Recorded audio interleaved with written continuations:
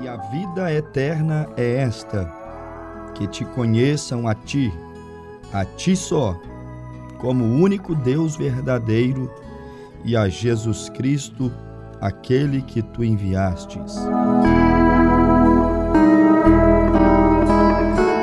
Meus amados ouvintes, estamos desejosos em mais uma apresentação deste programa, que Deus possa ungir os nossos olhos com o seu colírio santo e nos revelar as suas sagradas escrituras, para que possamos crescer na graça, no conhecimento de nosso Senhor e Salvador, Jesus Cristo. Como a Bíblia mesmo já nos aconselha a buscarmos conhecimento, sabedoria de Deus. Tiago, capítulo 1, versículo 5, a Bíblia Sagrada diz: se alguém necessita de sabedoria, peça, porém, a Deus, e nada lhe impedirá de receber. Hoje, especialmente, nessa era chamada pelo apóstolo São Paulo de era da apostasia, era do engano, nesse tempo que foi predito pelo Senhor Jesus também, dizendo em São Mateus, capítulo 24, que nós deveríamos termos cautela, prudência, para não sermos enganados. Nesse tempo, nós deveríamos estarmos preocupados em buscar de Deus luz para os nossos olhos espirituais, para enxergarmos direito. O salmista tem uma frase, o salmista Davi, onde ele disse: que os teus olhos vejam direito. Isto é uma expressão do salmista Davi. E nós deveríamos buscarmos a revelação de Deus para vermos direito.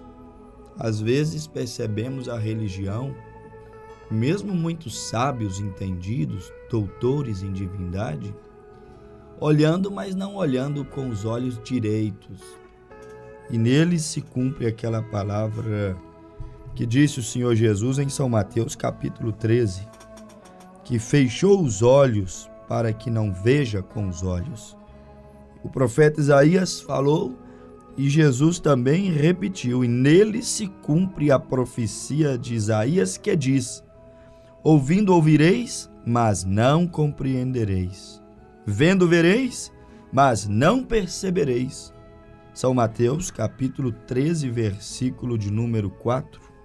Jesus diz que muitos não podem ver, muitos não conseguem enxergar, mas há uma promessa de Deus que Deus revelaria a sua palavra aos seus pequeninos, os seus filhos, os seus eleitos, chamados. Há uma promessa que diz que o reino dos céus seria revelado a eles. Certa vez o Senhor Jesus pregou sobre as duas sementes, o joio e o trigo, falando que o joio era uma semente que foi o maligno que semeou e não ele. O trigo era a semente do reino, o campo que recebeu ambas as sementes era o mundo. E quando os discípulos reuniram em particular com Jesus, isso está em São Mateus 13, verso 37 em diante, um pouco confusos, chegaram para o Senhor Jesus e disse: mestre, por que a eles, falando dos fariseus, os sábios entendidos, os religiosos daqueles dias, os discípulos falaram: por que a eles o Senhor fala por parábolas e a nós o Senhor fala abertamente? A vós é dado conhecer os segredos do reino dos céus.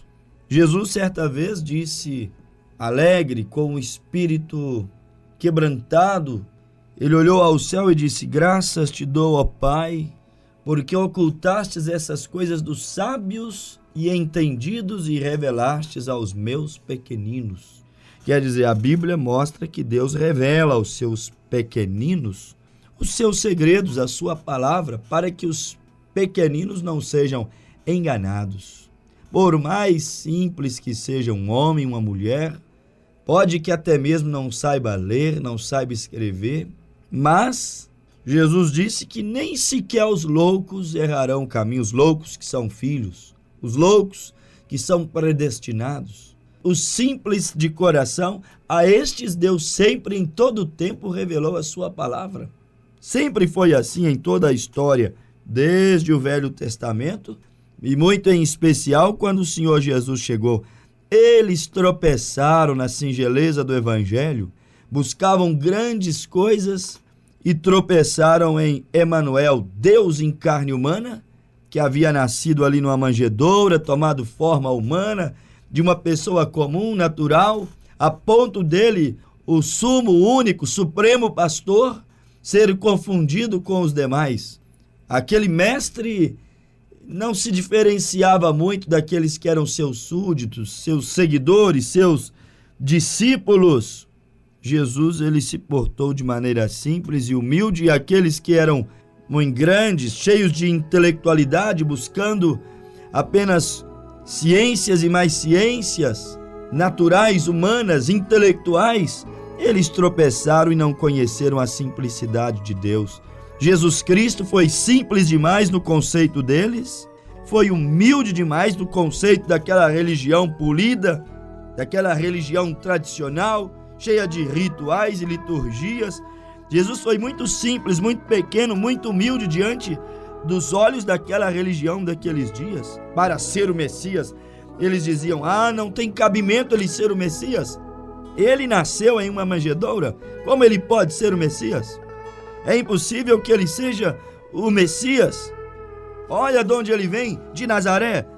Não vem coisas boas de Nazaré. De lá vem apenas homens pobres, pessoas humildes. Aquele vilarejo não sai nenhuma coisa impressionante, encantadora, fabulosa de lá.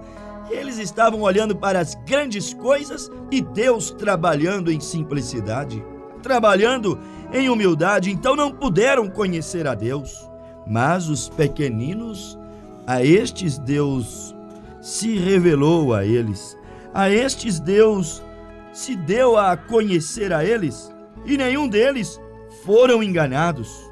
Pedro, por mais que fosse simples, não foi enganado. Deus se revelou a ele.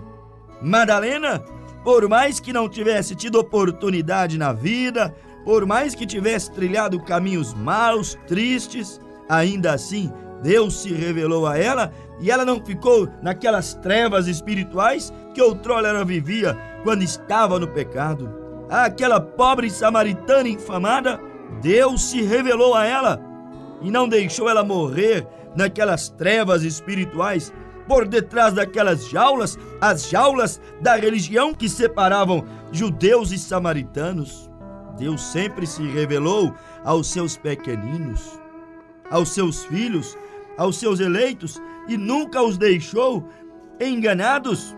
Hoje também Deus não deixará nenhum dos seus filhos enganados. Por isso eu disse, não importa quão simples você seja, se você precisa de conhecimento divino para não ser enganado nesta era de apostasia, de pirataria espiritual, nesta era de personificação, nesta era de imitação, aonde o falso se parece muito com o verdadeiro. Se você quer sabedoria para não ser enganado, peça a Deus, e Deus te concederá, e nada te impedirá de receber. Não foi à toa que o profeta Oséias disse: o meu povo está sendo destruído por falta de conhecimento. Mas não porque Deus não tem para dar, Ele tem para dar, mas é porque muitos não buscam o conhecimento de Deus e se tornam presas fáceis de lobos vorazes, de falsos cristos, de falsos profetas, de falsos líderes espirituais, porque dantes já foi profetizado acerca deles que eles se multiplicariam como erva daninha nos últimos dias, a fim de cegar a humanidade. Como estão cegos, não veem? Muitos estão tão cegos, mas tão cegos que nem sequer conseguem olhar e reconhecer verdadeiramente quem é Deus. O mundo anda tão cego, mas tão cego espiritual, que até mesmo divide Deus em 3 partes, em 3 pedaços. acredita em uma divindade dividida, separada. Ora, crença em 3 deuses é paganismo, e a fé bíblica sempre condenou o paganismo. Por isso que a escritura lida no início do programa foi São João 17, versículo 3. E a vida eterna é esta, que te conheçam a ti só, como único Deus verdadeiro. Você sabe o que significa único? Único Deus verdadeiro. Apenas um Deus. Não há tal coisa como deuses. A Bíblia, desde Gênesis até o Apocalipse, sempre condenou a adoração pagã, adoração a mais de um Deus. Só há um Deus que pode salvar. Só há um Deus que é verdadeiro. Os demais são deuses mitológicos, são deuses criados por ideias humanas, preceitos humanos, em concílios humanos.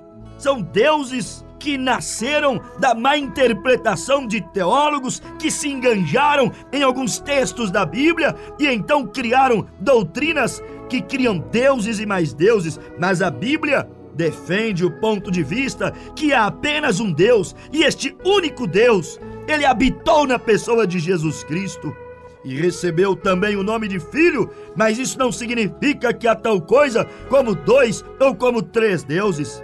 Por isso que Jesus pregou aquele mistério que muitos não podem ver: eu e o Pai somos um. Quando ele disse em João 10:30, eu e o Pai somos um, logo os fariseus, a religião daqueles dias, queriam apedrejá-lo, porque ele estava se fazendo Deus e por isso eles o condenaram. Os judeus sempre creram em apenas um Deus, mas quando eles entenderam que Jesus estava se revelando como Deus, eles queriam apedrejá-lo e até condenaram a ele por este pecado. Segundo a lei deles, a ótica deles, Jesus pecou quando ele disse que ele era um com o Pai. Eles acreditaram que Jesus estava blasfemando e chegaram a dizer: faz a ti mesmo de Deus. E Jesus disse a eles: não chamam deuses a lei de Moisés, a lei de vossos pais, aqueles a quem a palavra me é enviada? Que pecado eu tenho de me fazer Deus, quando os profetas são chamados de deuses, porque a palavra vem a eles? Jesus se justificou dentro da lei que eles tanto pregavam, estudavam e liam, mas eles estavam cegos. Seus olhos não estavam ungidos com colírio santo para poder conhecer a revelação de que diante dos olhos deles estava o Messias, estava o Criador do mundo, estava o próprio Deus, estava o Emanuel, Mateus 1:23. Estava Deus em carne humana para redimir a raça humana, para trazer perdão dos pecados, para reconciliar o homem com Deus. Eles não puderam ver, eles não conseguiram captar que Jesus Cristo era o próprio Deus que resolveu sair do mundo invisível e vestir uma roupa, e a roupa de Deus invisível se chamou Jesus Cristo. Jesus Cristo foi o terno que Deus usou. Jesus Cristo foi a camisa que Deus usou. Jesus Cristo foi a roupa que Deus vestiu. Mas eles não puderam ver que ali por detrás daquela roupa chamada Jesus, por detrás daquela pele chamada Jesus, aquele corpo de carne que veio ao mundo não pela via pecaminosa, mas pelo sobrenatural, pelo Espírito Santo, o próprio Deus pairando sobre Maria, não puderam ver que aquele Jesus Cristo era a imagem do Deus invisível, conforme disse Colossenses, que ele é a imagem do Deus invisível. Deus nunca foi visto, o Espírito Santo, o ser invisível. E a Bíblia disse: a não ser através do unigênito, o Filho unigênito, que está no seio do Pai, este o fez conhecer. São João capítulo 1, versículo 18. A Bíblia diz que o unigênito, Jesus, aquela roupa, aquele corpo, aquela morada, aquele tabernáculo do Deus invisível, aquele foi a imagem exata, aquele foi a expressão de Deus. Ninguém verá a Deus senão em Jesus Cristo. Não tem como crer em Deus senão através de Jesus Cristo. Não tem como aceitar a Deus senão através de Jesus Cristo. Por isso que o Senhor Jesus disse em São João capítulo 14, versículo 6: eu sou o caminho, a verdade e a vida. Ninguém vem ao Pai senão por mim. Ele se apresentou como o único e verdadeiro Deus. A Bíblia diz: ouve Israel, o Senhor nosso Deus é o único Senhor. Está em Marcos 12, versículo de número 29. Olha bem para você ver, o próprio Jesus citando a palavra, o próprio Cristo citando para eles o que foi citado lá em Deuteronômio, capítulo de número 6, versículo 4, tomando a palavra que Moisés citou e recitando-a no Novo Testamento, mostrando que a Bíblia é verdadeira de Gênesis até Apocalipse. O próprio Cristo chegou a eles e disse para eles com palavras bem claras em Marcos 12, versículo 29, e Jesus respondeu-lhe: o primeiro de todos os mandamentos é: ouve Israel, o Senhor nosso Deus é o único Senhor. No Velho Testamento só adoravam a um único Senhor, o Senhor Jeová, o Senhor dos exércitos, aquele que disse a Moisés: eu sou o que sou. Aquele que não revelou o seu nome no Velho Testamento para os patriarcas e para os profetas, mas no Novo Testamento continuou sendo ainda o único Senhor. A Bíblia não mudou, a Bíblia não se contradiz. Se no Velho Testamento era apenas um Deus da divindade, no Novo continua sendo um Deus da divindade. Mas Deus apenas estava mudando de forma. No Velho Testamento, ele veio num fogo, ele veio em um redemoinho. No Velho Testamento, ele apareceu em forma de uma nuvem no deserto, de um pilar de fogo, através de um anjo. No Velho Testamento, ele aparecia através de formas humanas, como em Gênesis 18, apareceu na casa de Abraão. Um daqueles três que apareceram a Abraão era o próprio Deus, tanto que Abraão disse: meu Senhor, não senhores, mas meu Senhor. Ele ainda continua sendo Deus único. Mas no Novo Testamento, aquele Deus que era fogo no Velho, se manifestou em carne, num corpo chamado Jesus. Aquele Deus que era uma nuvem no Velho Testamento, agora se manifestou, sabe como? Se manifestou no Novo Testamento em forma humana. Aquele Deus que era um pilar de fogo, agora se manifestou no Novo Testamento em um filho que recebeu o nome de Jesus, em um filho, um corpo que recebeu o nome de Emanuel, que traduzido significa Deus conosco. Mas o mundo não conseguia entender este mistério, não conseguiram captar este segredo de Deus que estava ali aberto diante dos olhos deles. Timóteo capítulo 3, versículo 16: e sem dúvida alguma, grande é o mistério da piedade. Aquele que se manifestou em carne é um mistério que os fariseus não puderam perceber e por isso gritaram: crucifica-o. Sem dúvida alguma, grande é o mistério da piedade. Aquele que se fez carne, Deus se fez carne, Deus se fez homem. Que coisa gloriosa! Deus se humanizou para que um dia destes sua igreja e aqueles que o aceitam pudessem serem eternizados, pudessem ser glorificados, transformados. Deus se fez homem, mortal, em uma cruz, para que nós um dia pudéssemos receber a sua imortalidade. Deus desceu ao nosso mundo para que nós pudéssemos subir ao seu mundo e ser tal como Ele.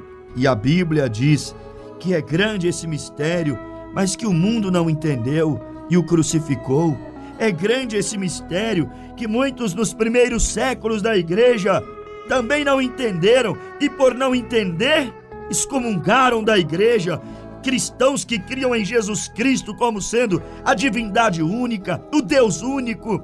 Queimaram cristãos, perseguiram cristãos, os consideraram hereges nos primeiros séculos da igreja cristã após Cristo, porque eles seguiam aquela igreja primitiva, aquela igreja da Bíblia que estavam avançando. Ela seguia defendendo aquela fé em Deus único. Mas, meus amados ouvintes, o mundo foi se decaindo, foi se distanciando do conhecimento apostólico, bíblico, que nasceu ali com aquela igreja de Atos, onde só criam em um único Deus, revelado na pessoa de Jesus Cristo. Eles não criam em três deuses, Eles não criam em uma doutrina chamada Trindade. Aquilo não era bíblico e não é até hoje. Não se encontra nos ensinos apostólicos e bíblicos a doutrina da Trindade.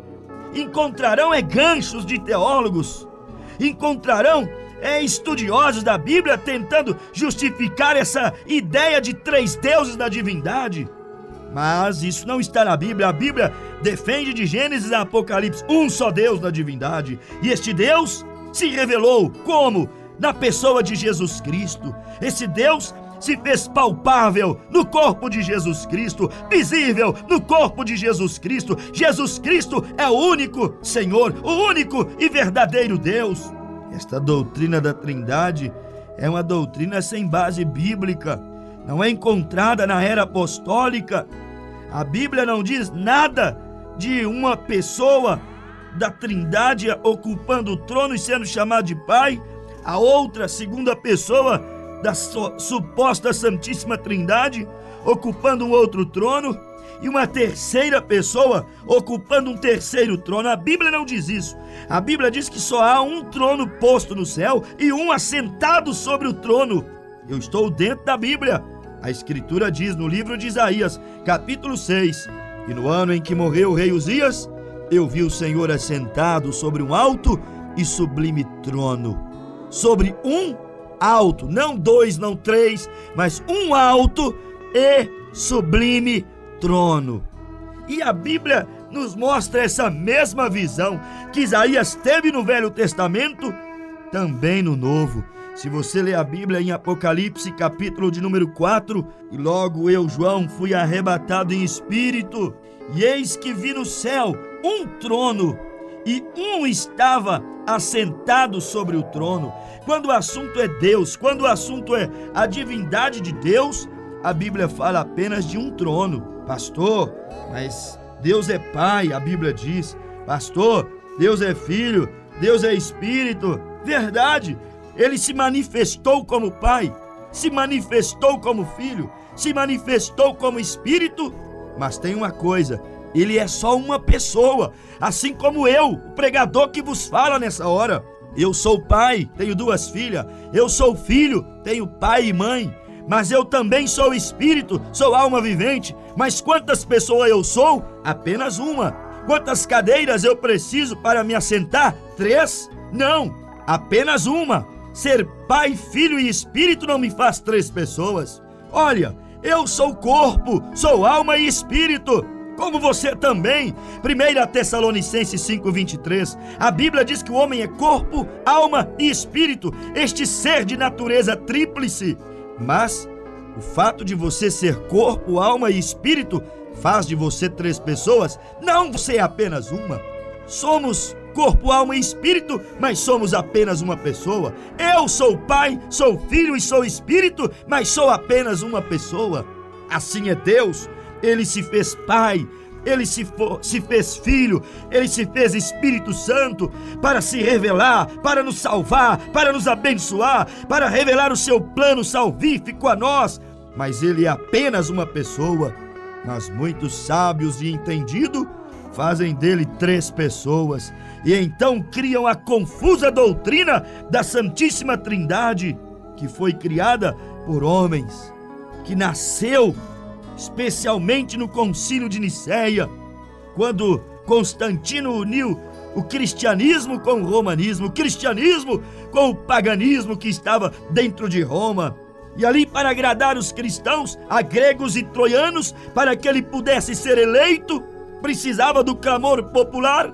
Então ele uniu as 2 coisas, cristianismo com paganismo. Não podia tirar os deuses pagãos, senão perderia o prestígio dos pagãos. Não poderia anular o Deus dos cristãos, Jesus Cristo, porque senão perderia o prestígio dos cristãos.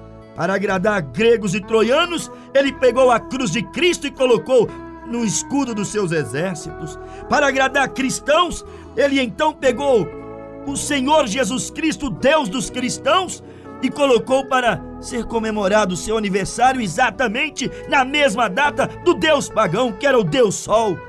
A mesma imagem de Baal Peor, aquele sol E então começou a unir cristianismo com paganismo, até que a falsa vinha cresceu mais do que a verdadeira, e então os verdadeiros cristãos foram sendo excomungados, postos para fora, os verdadeiros pregadores perseguidos, açoitados, mortos, e a igreja morreu, ficou formal, fria, o pecado entrou, e então agora os doutores, os teólogos, os bispos, e agora aqueles homens que estavam politicamente por detrás do império e também da religião, agora introduziram o paganismo no cristianismo.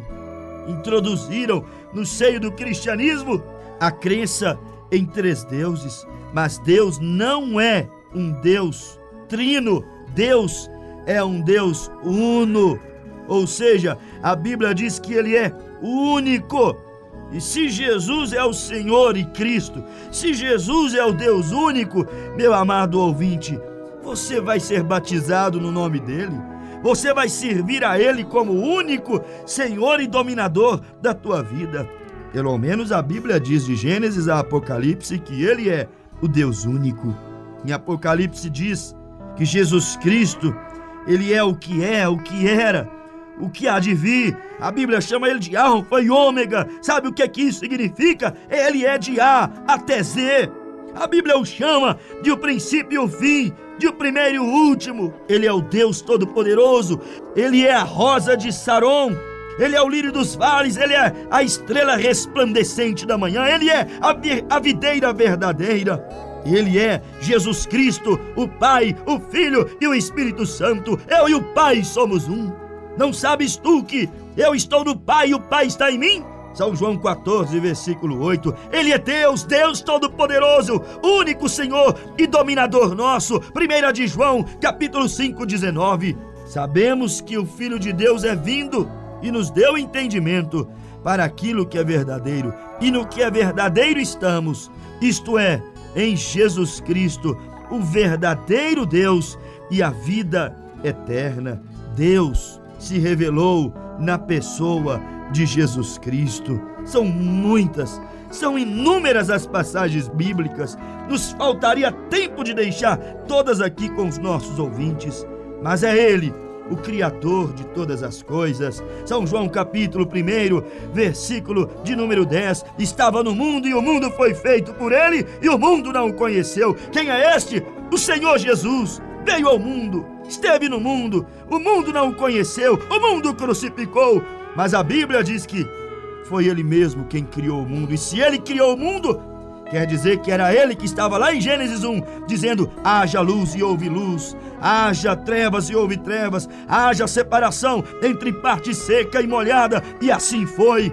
Ele é Deus, Ele é Criador de todas as coisas. Aceite a Cristo como teu Salvador, e você estará recebendo o único e verdadeiro Deus. Em nome de Jesus Cristo, que Ele te revele a sua palavra e te abençoe. Amém.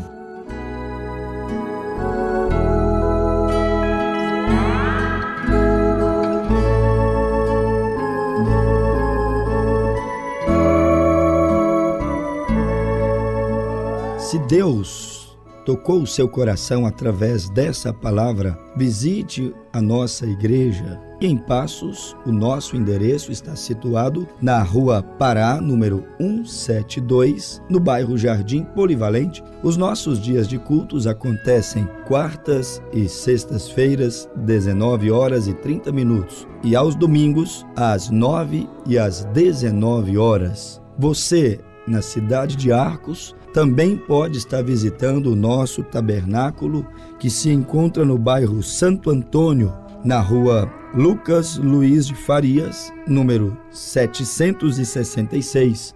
Os nossos dias de cultos são às terças-feiras, às 19h30, e aos sábados, às 18h30. Ou, se preferir, entre em contato conosco, faça o seu pedido de oração, solicite-nos uma visita em seu lar, pelo seguinte telefone: 99128 4456, 99128 4456, ou nos envie a sua mensagem pelo WhatsApp 99128 9365-6921. 99365-6921. Esperamos o seu contato. Que Deus te abençoe. Amém.